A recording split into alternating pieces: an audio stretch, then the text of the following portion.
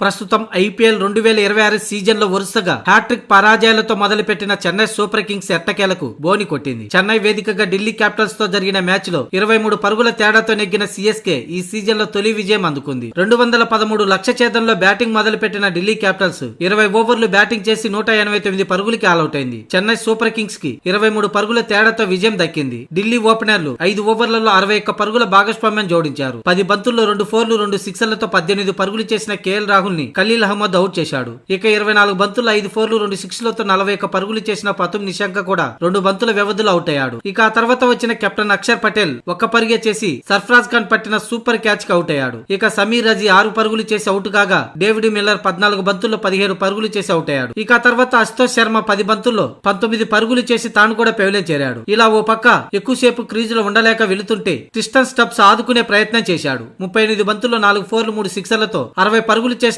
Tristan Stubbs Jamie Overton bowling లో out అయ్యాడు. అంతేకాదు జేమీ ఓవర్టన్ కేవలం 4 ఓవర్లలో 18 పరుగులిచ్చి 4 వికెట్లు పడగొట్టాడు. తన బౌలింగ్ కారణంగా ఢిల్లీ పతనాన్ని శాసించాడు. లేకపోతే ఈ మ్యాచ్ లో కూడా సిఎస్కే ఓడిపోయి ఉండేది. Sameer Rizvi, David Miller, Tristan Stubbs, Nabi వికెట్లను తీసి సిఎస్కే కు గెలుపు బోని కొట్టించాడు. అంతకుముందు బ్యాటింగ్ లో సిఎస్కే 2 వికెట్లు మాత్రమే కోల్పోయి 212 పరుగులు చేసింది. వరుసగా 3 మ్యాచ్ల్లో విఫలమైన సంజు శాంసన్ ఎట్టకేలకు 2026 ఐపీఎల్ లో సెంచరీతో స్వాగతం పలికాడు. ఇప్పటి వరకు ఈ సీజన్ లో తొలి సెంచరీ సంజు శాంసన్ ది. మరో ఓపెనర్ రుతురాజ్ గైక్వాడ్ 15 పరుగులకే పెవిలియన్ చేరగా ఆయుష్ మార్టేతో కలిసి 3వ వికెట్ కు 113 పరుగులు జోడించారు. ఈ ఇద్దరు నువ్వా నేనా అన్నట్లుగా బ్యాటింగ్ తో చెలరేగిపోయారు. సంజు శాంసన్ 56 బంతుల్లో 15 ఫోర్లు 4 సిక్స్లతో 115 పరుగులు చేసి నాట్అవుట్ గా నిలిచాడు. ఇక ఆయుష్ మార్టే 36 బంతుల్లో 3 ఫోర్లు 4 సిక్స్లతో 59 పరుగులు చేయగా చివర్లో శివన్ దూబే 10 బంతుల్లో 20 పరుగులు చేసి నాట్అవుట్ గా నిలిచాడు. ఇక ఈ లక్ష్యాన్ని ఛేదించలేక ఢిల్లీ 10 వికెట్లు కోల్పోయి 189 పరుగులు చేసింది. దీంతో 23 పరుగుల తేడాతో సిఎస్కే విజయం సాధించి